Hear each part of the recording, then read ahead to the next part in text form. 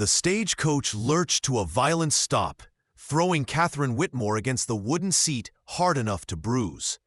Dust billowed through the window as shouting erupted outside. Her father's voice, sharp with that particular edge she'd learned to fear.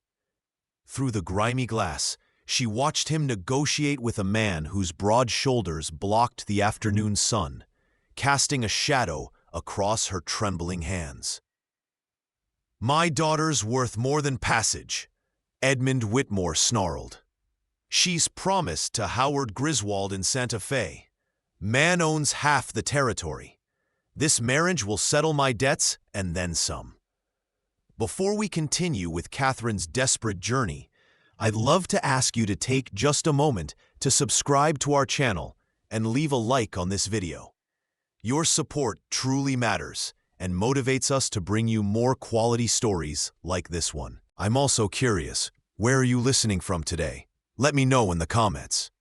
Catherine pressed her palm against the cool metal of her mother's locket, the only thing Edmund hadn't sold or gambled away. Inside waited a miniature portrait and enough gold to maybe, just maybe, buy her freedom. If she could slip away before they reached Santa Fe, before Howard Griswold claimed her like property to satisfy her father's debts.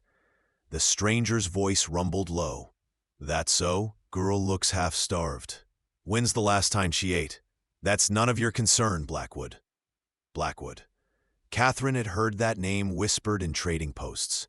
Jace Blackwood, the half-Cheyenne rancher who'd carved out territory in the foothills where most white men feared to settle. Some called him savage. Others called him the only honest man in 3 territories. "I'm making it my concern." The shadow shifted, and Catherine caught her first clear glimpse of him.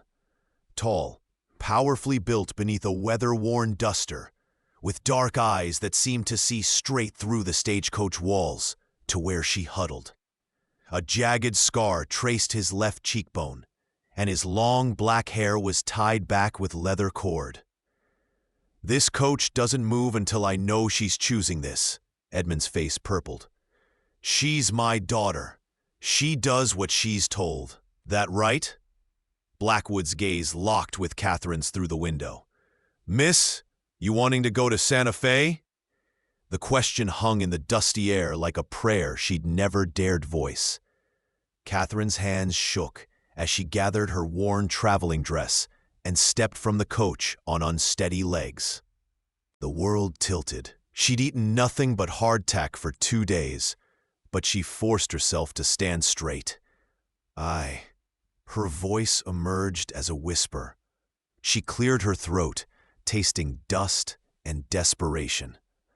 "I don't wish to marry Mr. Griswold." Edmund's hand shot out, gripping her arm hard enough to leave marks. "You ungrateful." Blackwood moved faster than seemed possible for a man his size. His hand clamped around Edmund's wrist, and Catherine found herself suddenly free, stumbling back against the coach wheel. "Touch her again," Blackwood said quietly, "and you'll be pulling back a stump. She's contracted. Legal binding agreement." Edmund's voice pitched high with panic and rage. "Griswold paid good money." "Paid money for a woman." Blackwood's tone could have frozen whiskey. "That's called slavery where I come from, and we fought a war about it." Catherine's knees buckled. The ground rushed up to meet her, but strong arms caught her before she hit the dirt. Blackwood lifted her as if she weighed nothing, and Catherine found herself staring up at a face carved from stone and shadow, beautiful in its harsh angles and darker still in the intensity of its expression. "When did you last eat?" he asked, gentler now.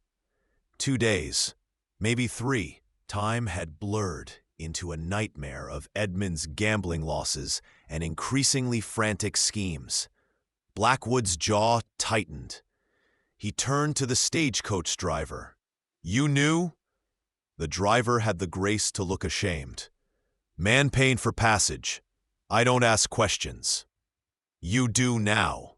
Blackwood shifted Catherine's weight easily, carrying her toward a massive black stallion tied nearby. "Edmund Whitmore, you've got exactly 10 seconds to disappear before I forget I'm trying to be a better man than my reputation." "You can't do this.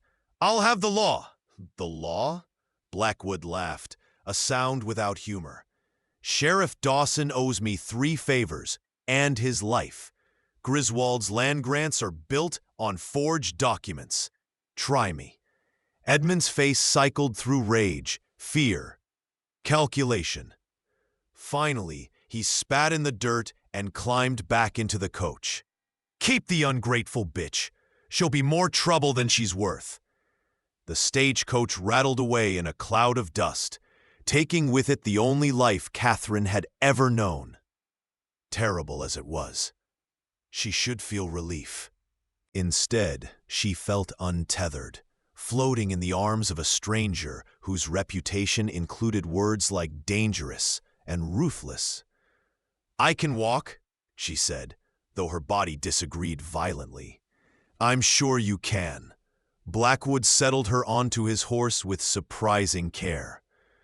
"But you're not going to." He swung up behind her, one arm circling her waist to hold her steady.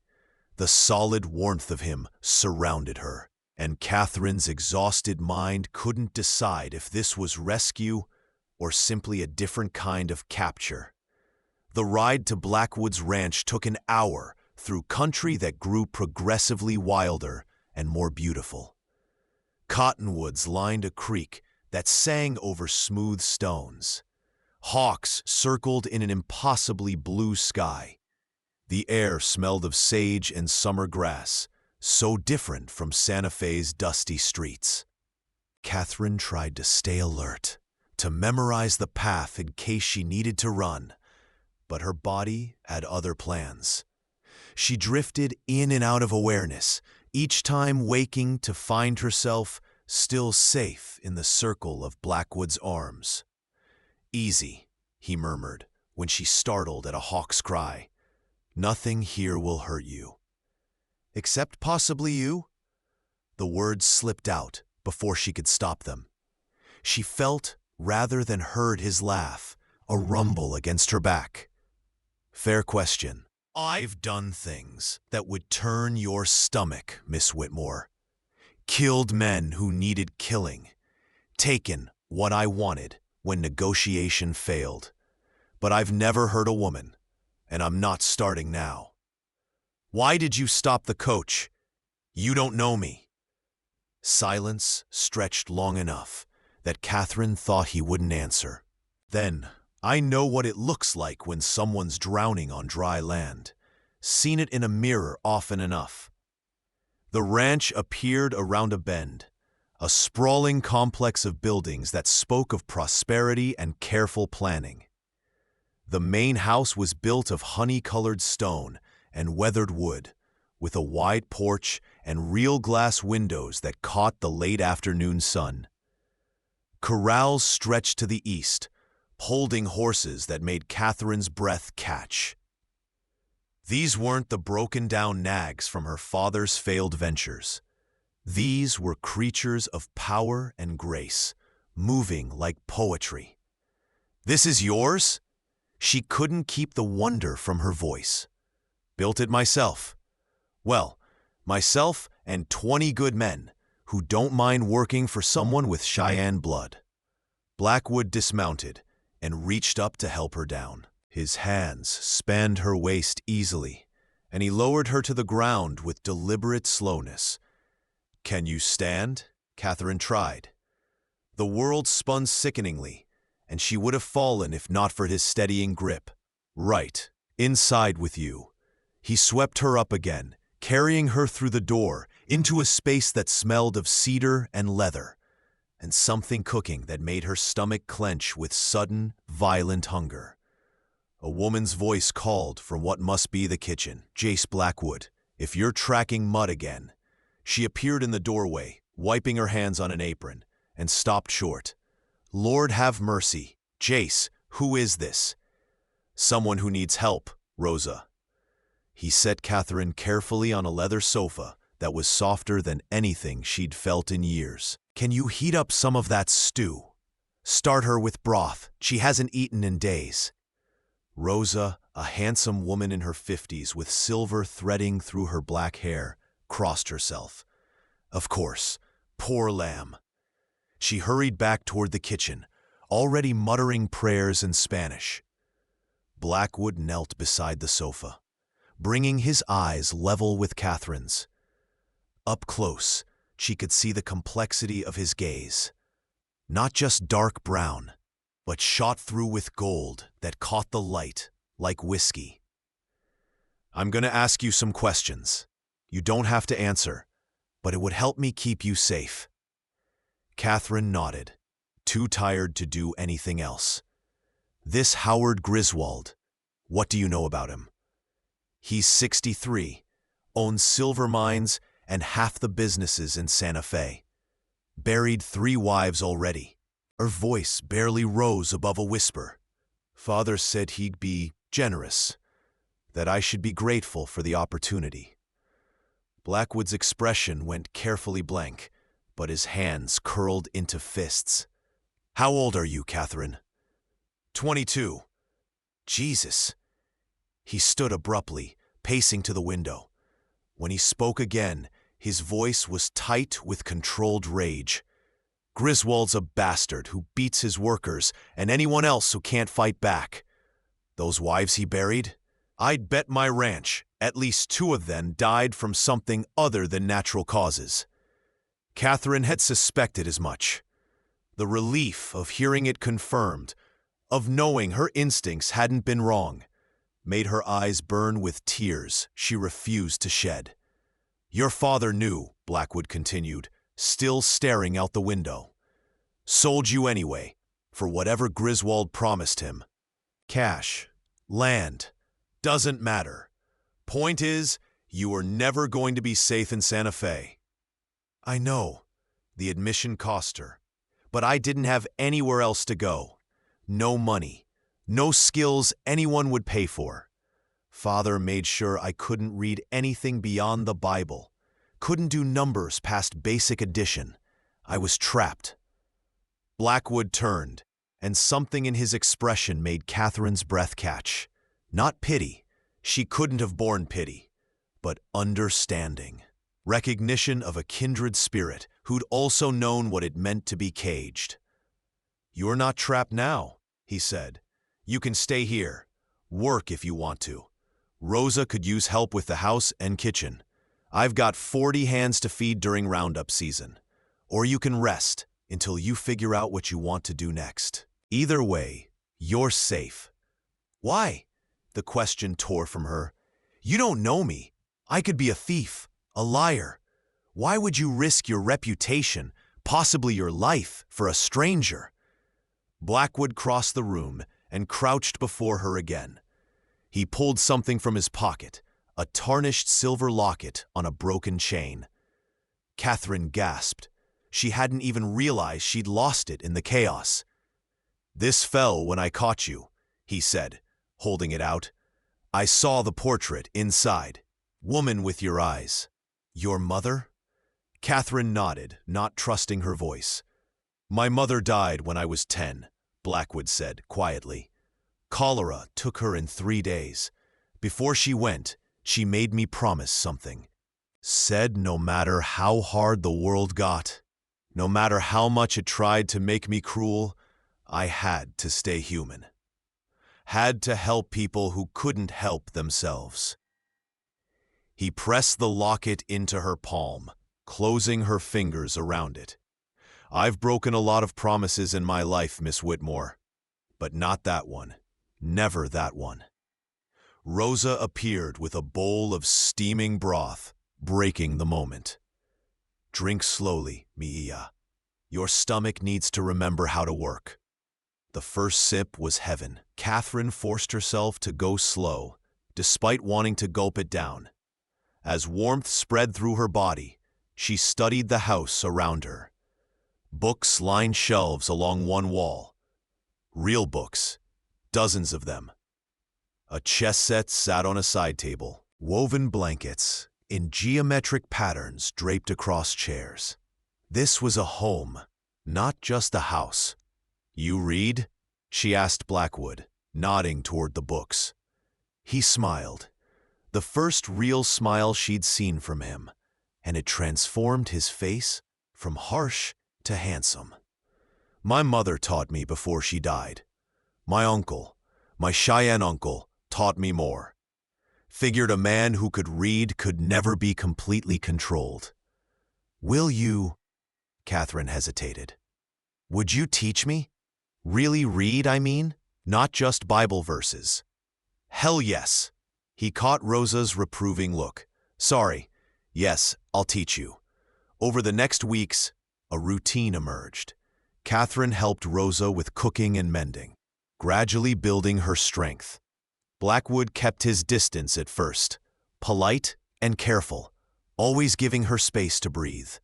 But slowly, inevitably, their paths crossed. He taught her to read each evening after supper, starting with simple primers and working up to poetry and histories. His patience surprised her. This man, who moved through the world like a force of nature, became utterly still while teaching, his voice gentle as he sounded out unfamiliar words beside her. "Try this one," he said one night, pointing to a line in a Walt Whitman collection.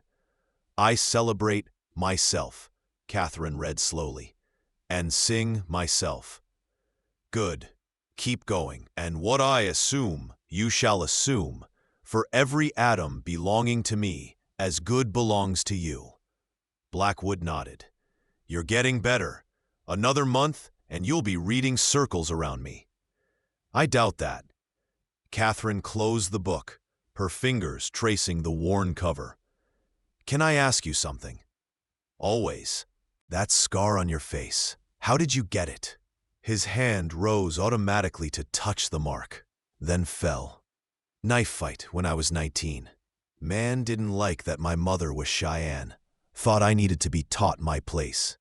"What happened to him?" "He learned his place was 6 feet under."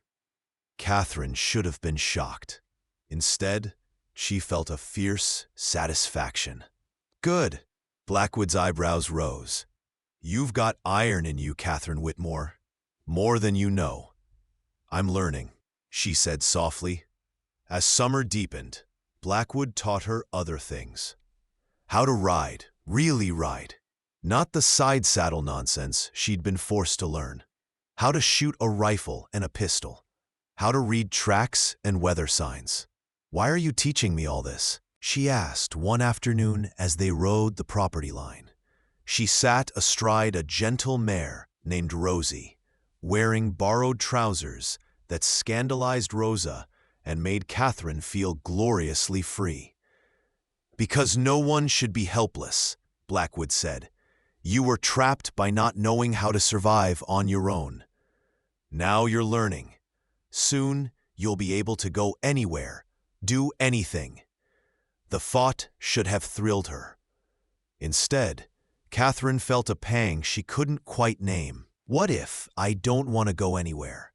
Blackwood reined in his horse, and she followed suit. They'd stopped on a rise overlooking the ranch. The house glowed golden in the late afternoon light, smoke rising from the chimney where Rosa was making dinner. "Then you stay," Blackwood said simply, "but it has to be because you choose to. Not because you have no other options." He'd never touched her beyond what teaching required, never stood too close or let his gaze linger. It was driving Catherine slowly mad. She'd spent her whole life afraid of men's hands, their hunger. She found herself lying awake at night, wondering what it would feel like if Blackwood touched her, like he wanted to, not just needed to. The closest they'd come to something more happened during a thunderstorm. Catherine had been in the barn, helping with the evening feed, when the sky opened up. Rain hammered the roof like bullets. Lightning cracked so close she felt it in her teeth.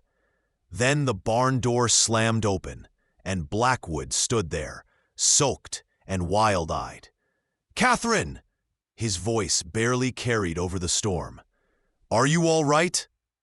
"I'm fine, just." Thunder drowned out her words. He crossed at her in 3 strides, his hands framing her face as he checked for what? She didn't know.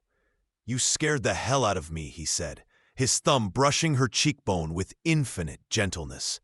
You thought what?" His eyes darkened. "I thought I'd lost you, that the storm had—" He broke off, seeming to realize how close they stood, how his hands cradled her face, how her own hands had risen to grip his wrists, holding him there. "Jace," she whispered, and watched his expression shift at her use of his first name. "Tell me to leave," he said roughly. "Tell me you don't want this." "I can't." Her heart hammered harder than the rain. "I can't tell you that." He closed his eyes like a man in pain. "Catherine, you were promised to another. You're vulnerable. I pulled you out of one bad situation. I won't be another mistake you make." "You think you'd be a mistake?" "I think you deserve time to figure out what you want when you're not scared and alone." He stepped back, and Catherine felt the loss of his warmth like a physical ache. "I think you deserve better than a man with blood on his hands and a reputation that makes decent people cross the street." "I think," Catherine said, surprised by the steadiness of her own voice, "that I deserve to make my own choices for the first time in my life." Blackwood looked at her, really looked, like he was memorizing every detail. Then he turned and walked back out into the storm. Catherine stood in the barn, shaking with something that wasn't fear, and realized she'd fallen hopelessly in love with a man who was too honorable to take what she desperately wanted to give. The situation might have continued in that maddening stalemate if Howard Griswold hadn't forced it to a head.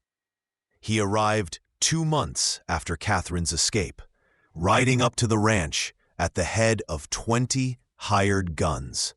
Catherine was in the kitchen garden, pulling weeds, when the dust cloud appeared on the horizon. Something in the way the riders moved, predatory, purposeful, made her blood run cold. "Rosa!" She burst through the kitchen door. "Where's Jace?" "North pasture with the men. Why?" Rosa followed Catherine's gaze and paled. "Holy Mary, Mother of God! Get to the cellar, now." "No." Catherine's voice surprised her with its firmness. "Get to the cellar. I'll handle this." "You can't." "He came for me. This is my fight." Rosa hesitated, then grabbed Catherine's shoulders. "Their rifle is in the front hall. Shells in the drawer. You remember what Jace taught you?" Every word. By the time Griswold's party reached the house, Catherine stood on the front porch, rifle in hand, trying not to show how badly her hands shook. Griswold himself was exactly as she'd imagined, thick around the middle, jowled and florid, with cold eyes that assessed her like livestock. "Miss Whitmore," he said, not bothering to dismount, "you've led me on quite a chase. Mr. Griswold." Catherine kept the rifle pointed carefully at the ground. "Not a threat, yet. I believe my father misrepresented the nature of our arrangement. Your father accepted my money. That makes you mine, legally and morally. Strange, I don't recall being asked my opinion on the matter." Griswold's smile was a slash of cruelty. "Your opinion isn't required. Now you can come peacefully, or my men can fetch you. Either way, you're leaving with me." Catherine's heart hammered so hard she thought it might break through her ribs. This was it. The moment where she chose what kind of woman she wanted to be. She raised the rifle, not quite pointing it at Griswold, but close enough to make his horse sidestep nervously. "I'm not going anywhere with you, you stupid girl." "Catherine!" Jace's voice cracked like a whip. She glanced over and saw him riding in hard from the north, with 20 ranch hands spreading out behind him.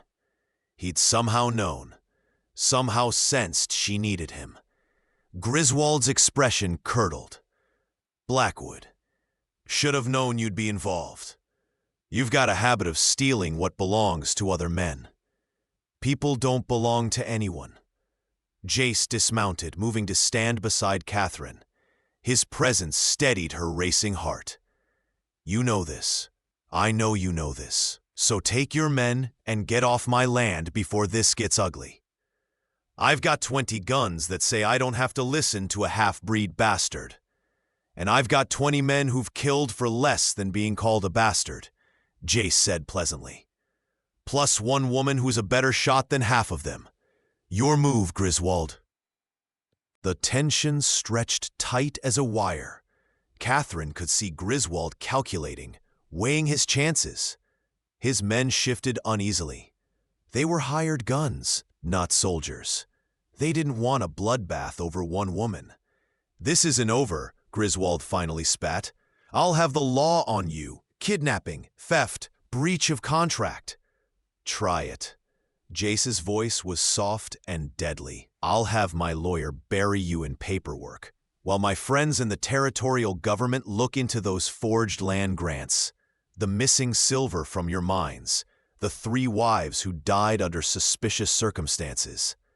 He smiled, showing teeth. I've been collecting evidence for years, Griswold, waiting for you to give me a reason to use it. Please, give me that reason. Griswold's face purpled. For a moment, Catherine thought he might order his men to attack anyway. Then he yanked his horse's head around. This isn't worth it. Keep the frigid bitch. Catherine watched them ride away, adrenaline making her lightheaded. The rifle slipped from her nerveless fingers. Jace caught it before it hit the porch. You shouldn't have done that, he said quietly. Could have gotten yourself killed. He came for me. I wasn't going to hide while you fought my battles. Damn right you were. That's what. He broke off, dragging a hand through his hair in frustration.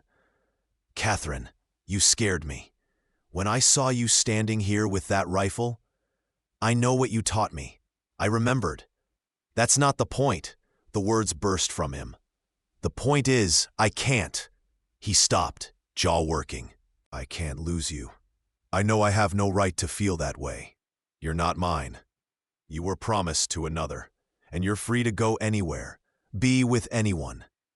You were promised to another, Catherine said softly, and watched his eyes widen as he recognized the words he'd once spoken. But heaven help me, I'll steal you anyway. What? That's what you said to Rosa last week. I heard you in the kitchen. You thought I was asleep. She stepped closer. Close enough to see the gold flecks in his eyes. You said you knew it was wrong, but you couldn't help it.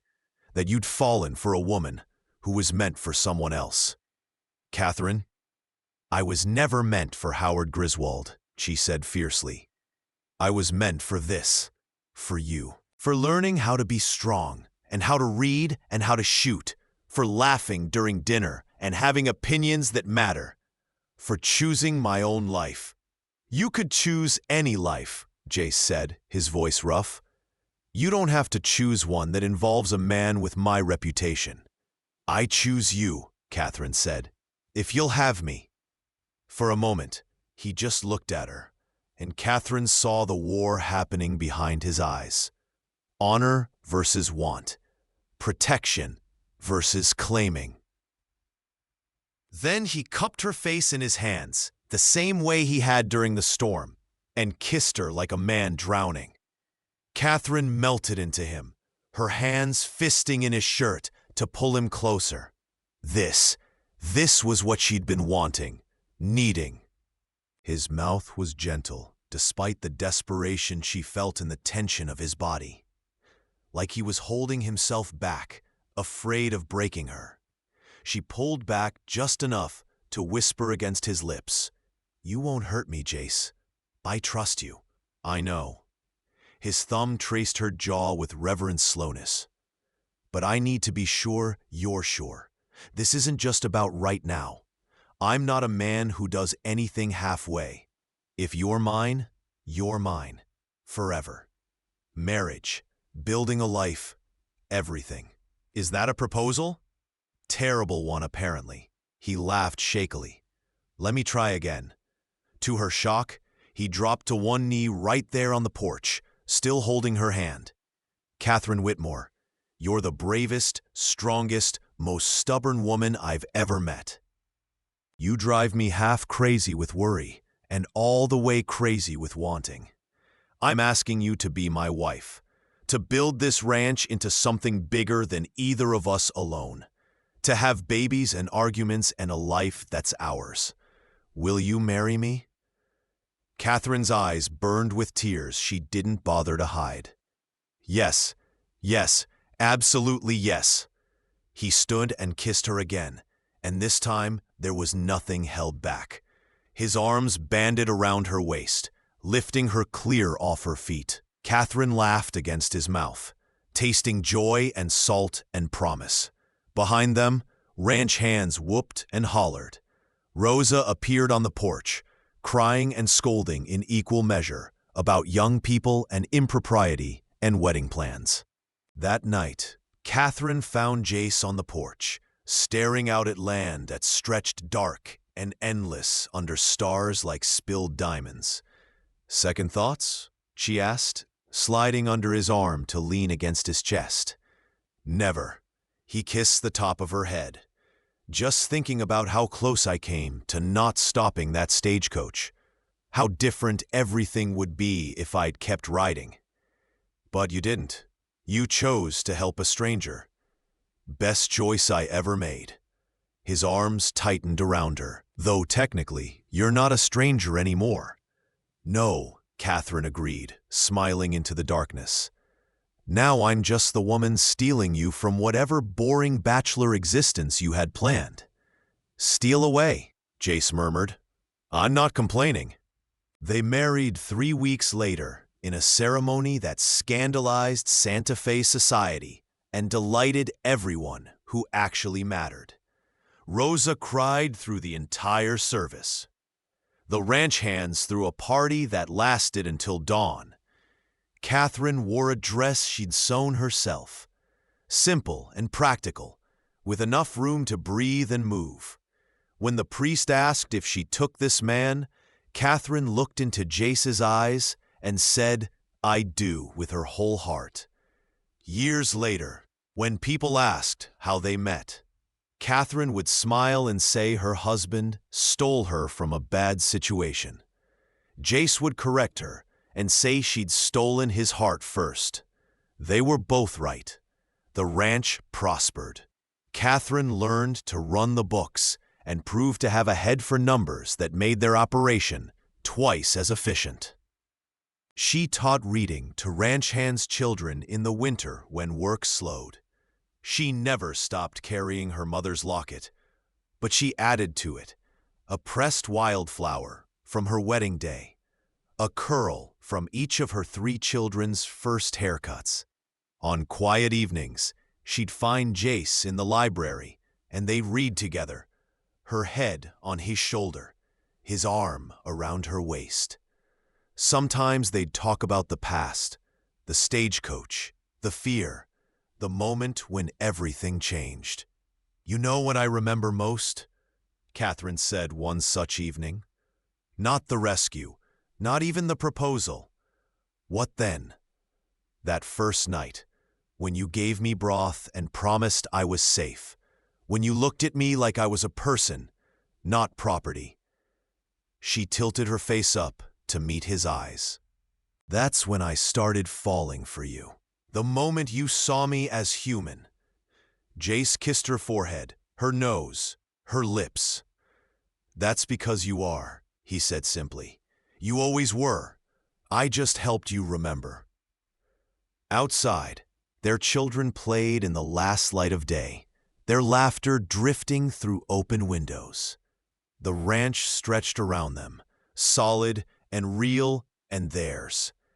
built not just with hands and sweat, but with choice, with love, with a fierce determination of two people who refuse to let the world dictate their story.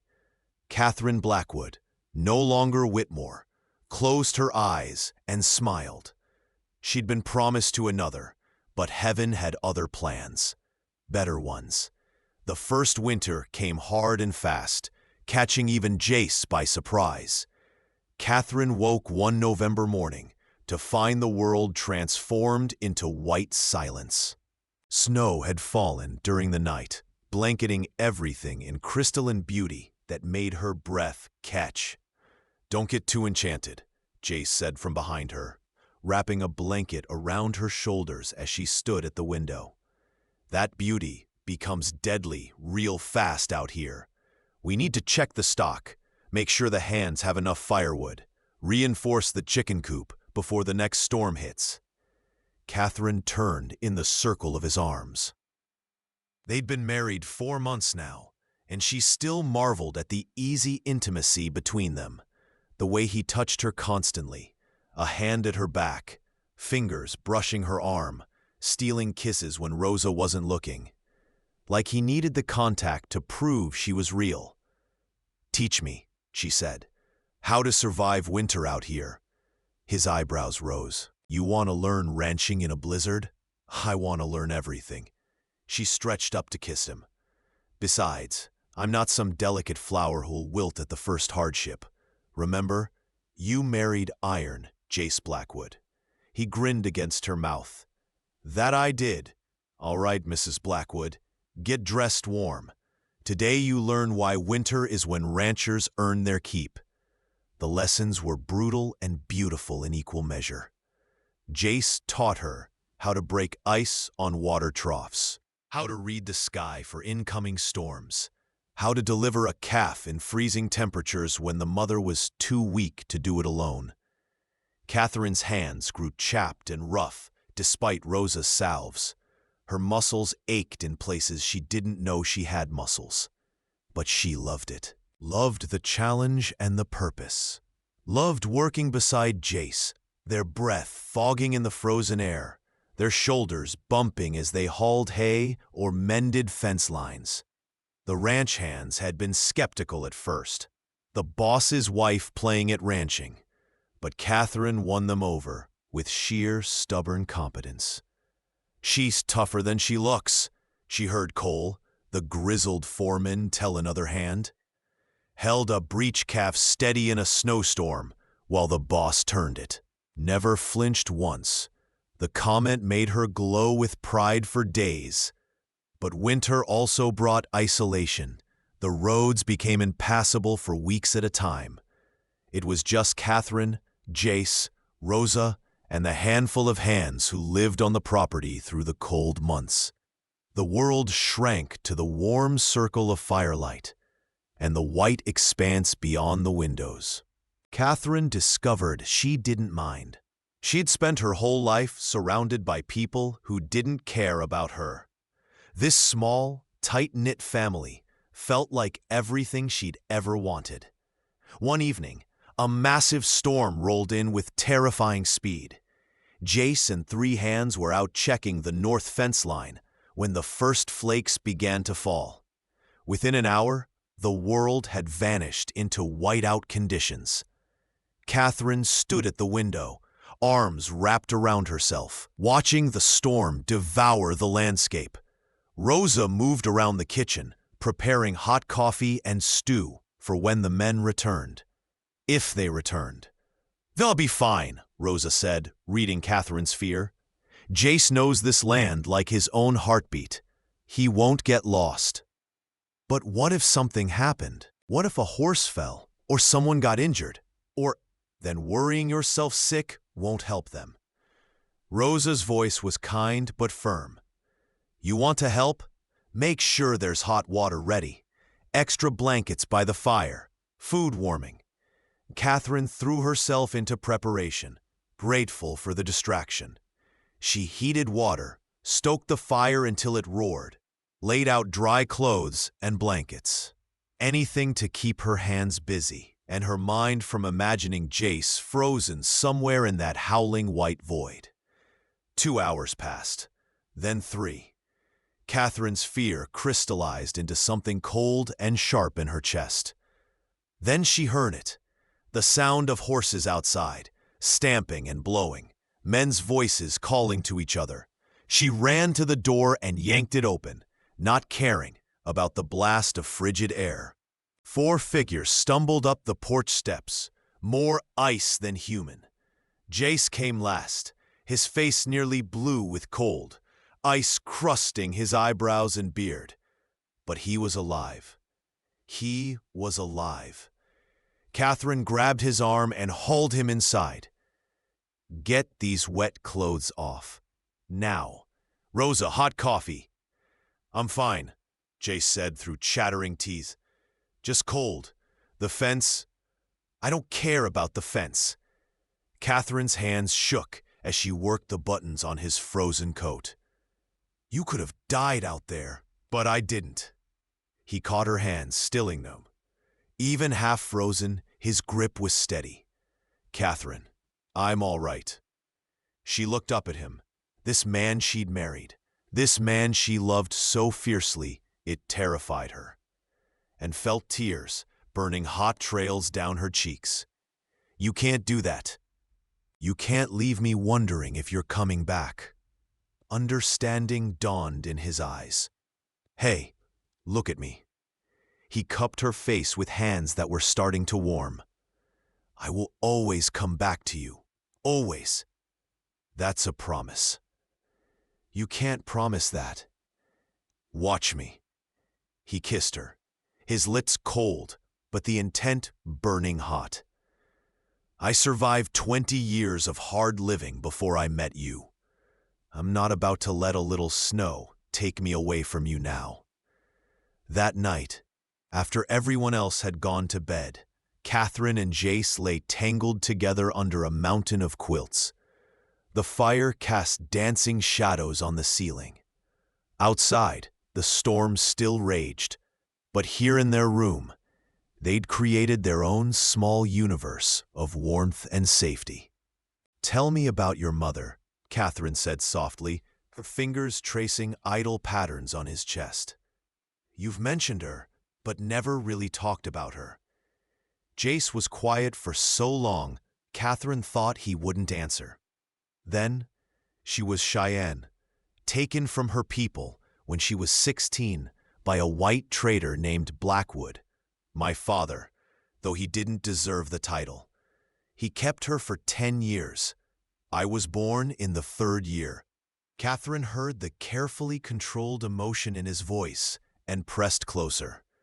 "She never stopped fighting him," Jace continued. "Not physically, he would have killed her, but in small ways, teaching me her language, her customs, making sure I knew where I came from. When I was 10, cholera came through. She got sick first, then my father. She died. He lived." His laugh was bitter. The only mercy was that he drank himself to death 2 years later. By then, my mother's brother had found me. Uncle Two Hawks took me in, finished raising me proper. "Is he still alive?" "Yeah, lives 3 days' ride north with his band. You'll meet him come spring. He'll want to inspect the woman who stole my heart." Jace shifted to look at her. "You should know, my mother's people might not accept you at first. White woman married to someone with Cheyenne blood. It's complicated." "I don't care," Catherine said fiercely. "I want to know them, to understand all the parts of you." He kissed her forehead, her temple, the corner of her mouth. "How did I get so lucky? You stopped a stagecoach." She smiled against his lips. Everything else was just inevitable. Winter deepened. The ranch settled into a rhythm of survival and small pleasures. Catherine learned to make Rosa's tortillas, to darn socks by firelight, to calculate feed ratios and breeding schedules. She read every book in Jace's library, sometimes twice. She wrote letters she couldn't send until spring thaw, documenting this new life for a future she was building day by day. And slowly, secretly, her body began to change in ways that made her suspect something wonderful and terrifying. She said nothing at first, wanted to be sure, wanted to hold the possibility close, like a candle flame she was protecting from the wind. But Rosa noticed, of course. Rosa noticed everything. "How far along?" the older woman asked one morning, finding Catherine pale and nauseous over the wash basin. Maybe 2 months? I'm not certain." Rosa's face softened into pure joy. "Does Jace know?" "Not yet. I wanted to be sure before I told him. Mija, that man counts your breaths while you sleep. He'll figure it out soon enough." Rosa hugged her tight. "This is wonderful news. A baby in this house again." Catherine found Jace that evening in the barn, checking on a mare who was close to foaling. He looked up when she entered, and his smile made her heart skip. "Hey, I was just coming in.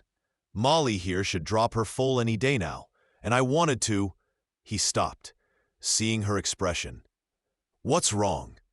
"Nothing's wrong." Catherine moved closer, suddenly nervous, despite knowing he'd be thrilled. I have something to tell you." Jace set down his tools, giving her his full attention. "I'm listening." "I'm pregnant. About 2 months, I think. The baby should come late summer." For a heartbeat, Jace just stared at her. Then he whooped, actually whooped, and picked her up, spinning her around before setting her down with exaggerated gentleness. "A baby? We're having a baby?" "We're having a baby." Catherine laughed at his expression. Pure, unguarded joy. "You're happy? Happy? Catherine, He seemed to run out of words. Instead, he kissed her, his hands cradling her face like she was something infinitely precious. When he pulled back, his eyes were suspiciously bright. "You've given me everything. A home, a purpose, and now this. How could I be anything but happy? You're going to be insufferable, aren't you? Hovering? Not letting me work? Absolutely." He grinned without shame. "You're carrying my child. I'm going to hover like it's my job." He was true to his word. Suddenly, Catherine couldn't lift anything heavier than a book without Jace swooping in to help. He monitored what she ate, how much she rested, whether she was too warm or too cold. It was sweet and maddening in equal measure. "I'm pregnant, not dying," she informed him, after he'd carried her to bed for the 3rd night in a row, despite her perfectly functional legs. "Women have been doing this for thousands of years." "Not my woman, not my baby." He settled beside her, his hands spanning her still flat stomach with reverent care. "I know I'm being ridiculous. I just can't help it." Catherine softened, covering his hand with hers. "I love you for it, but Jace, I need to stay strong, to keep working. I'll go mad if you wrap me in cotton wool." He sighed. "You're right. I know you're right. But if you feel tired or sick or anything, I'll tell you immediately." She kissed him. "I promise." Spring came late that year, but when it finally arrived, it was glorious. Snow melted into rushing streams. Wildflowers exploded across the meadows in riots of color. The world unfurled like a letter written in green and gold. Catherine's pregnancy became obvious, her body softening and rounding in ways that made her self-conscious until she saw how Jace looked at her, like she'd become even more beautiful, more precious. "My uncle is coming," Jace announced one morning at breakfast. "Got word from a trader yesterday. Two Hawks wants to meet you before the baby comes." Catherine felt a flutter of nervousness. "When?" "Next week. He'll bring some of the band, maybe 20 people. We'll need to prepare." The next days were a flurry of activity. They cleaned the guest cabins, prepared food, made sure there were adequate supplies. Catherine fretted over making a good impression, which made Jace laugh. "He's going to love you," he assured her. How could he not? Two Hawks arrived on a warm May afternoon, leading a group of Cheyenne men, women, and children. He was an older version of Jace. Same powerful build, same dark eyes, but with silver threading through his long hair and a face carved by decades of hard living. He dismounted and embraced Jace, speaking in rapid Cheyenne that Catherine couldn't follow. Then he turned to her, and Catherine found herself being assessed by eyes that saw everything. "So," Two Hawks said in perfect English, "you are the woman my nephew chose." "Yes, sir." Catherine fought the urge to fidget. "I'm honored to meet you." Two Hawks circled her slowly, and Catherine held still, letting him look. Finally, he grunted. "She carries herself well, and she carries your child." "She does," Jace said, pride evident in his voice. "Good. The spirits have blessed this union." Two Hawks smiled suddenly, transforming his stern face. "Welcome, daughter. Any woman who can make my nephew smile like a fool is worth knowing." Relief flooded Catherine. "Thank you. Will you stay? We have room, and I'd love to learn more about Jace's mother, about your ways." "Careful," Jace murmured. "He'll talk your ear off if you give him permission." Two Hawks laughed. "My nephew speaks truth. But yes, we will stay a few days. There is much to teach you before the baby comes." Those days were revelatory. Two Hawks' wife, Singing Bird, taught Catherine songs and prayers for safe childbirth. The other women showed her how to weave a cradleboard, how to prepare herbs for healing. The men told stories of Jace's childhood, some heroic, many embarrassing, all told with obvious love. "He was trouble even then," Two Hawks said one evening around the fire. "Always questioning, always pushing boundaries. His mother despaired of him sometimes, but she was proud too. He had her spirit." "Tell me about her," Catherine said. "Please. Jace has told me some, but I want to know everything." So Two Hawks talked, and Catherine listened, absorbing the story of a woman she'd never met, but who had shaped the man she loved. A woman who'd endured captivity, but never surrendered her soul. Who'd raised her son to be strong and kind in equal measure. Who'd extracted a promise that Jace was still keeping. "She would have liked you," Two Hawks said finally. "You have the same fire, the same refusal to be broken." The words settled into Catherine's heart, a benediction she hadn't known she needed.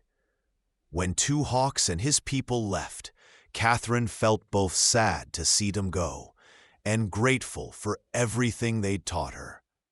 She had roots now, stretching into soil she was only beginning to understand. "Thank you," she told Jace that night, "for sharing them with me, for sharing all of you." "They're your family now too," he said simply. "Everything that's mine is yours, including complicated relatives who show up unannounced and tell embarrassing stories." Catherine laughed. "I loved every story, especially the one about you and the skunk. We swore never to speak of that again." "Too late. I'm telling that story to our child the moment they're old enough to understand." Jace groaned, but couldn't hide his smile. He pulled her close, his hand finding the swell of her belly where their baby grew.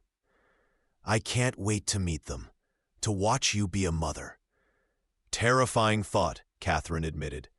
"What if I'm terrible at it? What if—" "You won't be." Jace's certainty was absolute. "You're going to be extraordinary, just like you are at everything else." Summer ripened toward harvest. Catherine grew larger, more uncomfortable, more eager to meet the person she'd been carrying for months. Jace became increasingly protective, which drove her to distraction until her water broke in the middle of dinner, and suddenly his hovering seemed perfectly reasonable. Rosa took charge with the efficiency of someone who delivered dozens of babies. She sent Jace to fetch the doctor from town, a hard 2-hour ride each way. She got Catherine upstairs, talking her through the contractions that came faster and harder than Catherine had expected. "It hurts," Catherine gasped between pains. "Rosa, it hurts so much." "I know, Mihija, I know, but you're strong. You can do this." The hours blurred into a haze of pain and effort. Catherine had thought she knew what hard work was. She'd been wrong. This was a battle fought with her entire body, a war waged against her own flesh. Jace made it back with the doctor, just as Catherine felt the overwhelming need to push.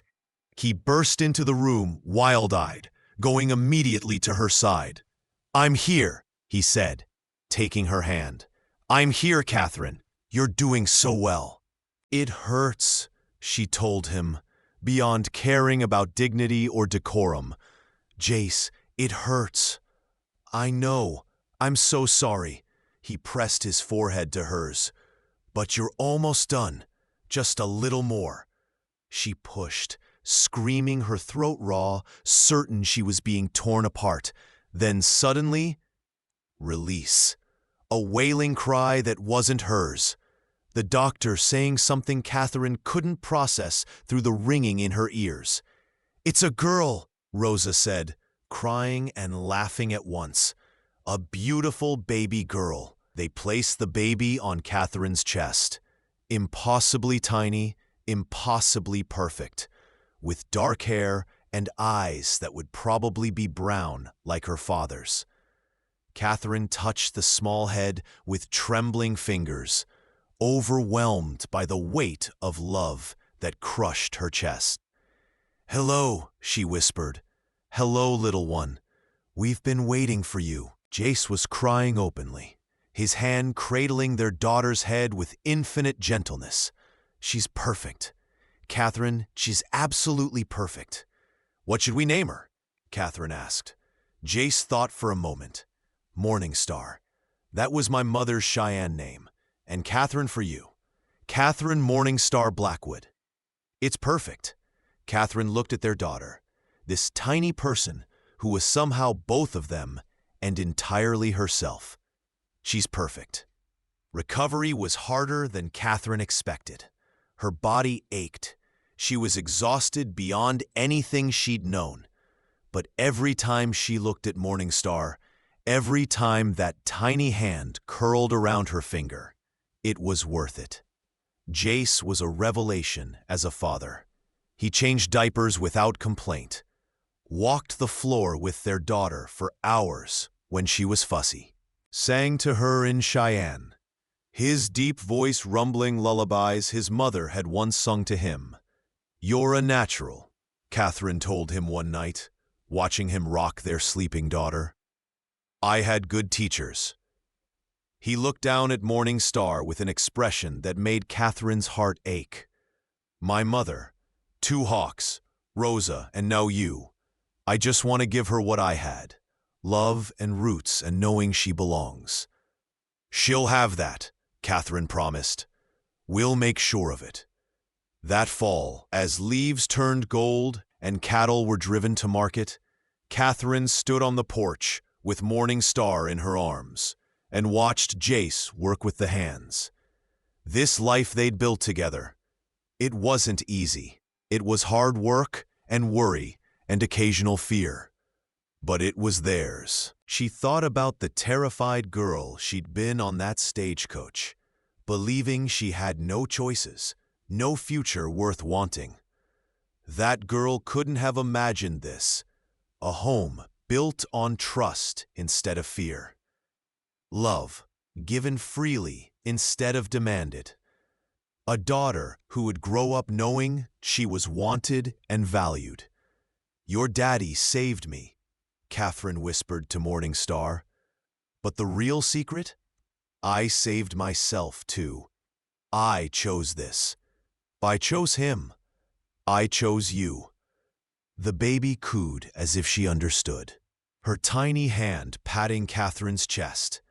That evening, after Morning Star was asleep and Rosa had retired to her cottage, Catherine found Jace on the porch again. He pulled her against his chest, wrapping his arms around her, and they stood together, watching stars emerge one by one. "You know what I was thinking about today?" Jace said quietly. "What?" "That moment on the road, when your father was trying to sell you like livestock, and you looked at me through that stagecoach window with so much fear and hope mixed together." He kissed the top of her head. "I almost kept riding, Catherine. Almost told myself it wasn't my problem." Catherine turned in his arms to look at him. "But you didn't." "No, because my mother's voice was in my head, clear as day. Stay human," she said. "Help people who can't help themselves." "So I did, and you changed my entire life." "We changed each other's lives," Catherine corrected. "You gave me safety, but I gave you something too. A reason to build instead of just survive." "True," he smiled. "We're good for each other. The best." She stretched up to kiss him, this man who'd been both her salvation and her choice. "Think Morning Star will appreciate the dramatic story of how we met when she's older?" "She's going to be so embarrassed by us," Jace predicted cheerfully. "But she'll love the story anyway. How could she not? It's got everything. Danger, romance, a dashing hero. A hero who fought off 20 armed men for a woman he barely knew. Details," he grinned. "The point is, it's a good story. Our story." "It's the best story," Catherine agreed. "And it's only just beginning." Inside, Morning Star made a small noise in her sleep. Both parents immediately turned toward the sound, their bodies attuned to their daughter's needs, even in unconsciousness. But she settled again, and they relaxed. "We should sleep while she's sleeping," Jace said. "We should," Catherine agreed, but neither of them moved. The night was too beautiful, the moment too perfect. Tomorrow would bring work and worry and the thousand small struggles of building a life. But tonight, they had this: peace and starlight and each other. Catherine thought about the phrase Jace had spoken all those months ago. "You were promised to another." The words had seemed like an acknowledgement of impossibility then. But he'd added the second part. "But heaven help me, I'll steal you anyway." She hadn't been stolen, though. She'd been given a choice, maybe the first real choice of her life. And she'd chosen this man, this place, this future. She'd chosen herself. That was the real magic. Not the rescue, though that had mattered. Not even the love, though that transformed everything. The magic was in choosing, in being seen as someone capable of choice. "I love you," she told Jace, the words simple but weighted with everything they'd built together. "I love you too." He kissed her forehead, her nose, her lips. "Every single day for the rest of our lives." They went inside together, checking on their sleeping daughter one more time before retiring to their own room. Outside, the ranch settled into darkness. Horses shifted in their stalls. Cattle lowed softly in distant pastures. The land itself seemed to breathe around them, holding them safe. Catherine Blackwood, former Catherine Whitmore, the girl who'd been promised to another, fell asleep in her husband's arms and dreamed of mornings yet to come. of watching Morning Star take her first steps, of more children maybe, of years stacking up like cordwood, each one seasoned and strong. She dreamed of choices and consequences, of roads taken and roads avoided, of all the ways a life could unfold when you refused to accept the story others wrote for you.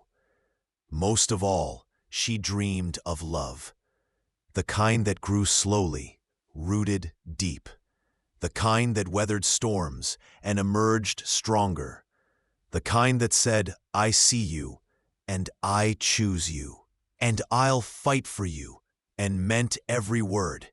She'd been promised to another once upon a time, but she'd stolen herself back, and in doing so, she'd found everything she'd never known she could have. That was the real happy ending. Not in being saved, but in learning to save yourself. Not in being chosen, but in choosing. And Catherine Blackwood chose this. Every day, every moment, she chose this life, this love, this future, and it was beautiful. Thank you so much for listening to this story. I'd love to know where you're enjoying this tale from. Are you listening at home, during your commute, or perhaps while working? Please subscribe to the From Wild West channel and share your thoughts in the comments below. What did you think of Catherine and Jace's journey? Your feedback means the world to us.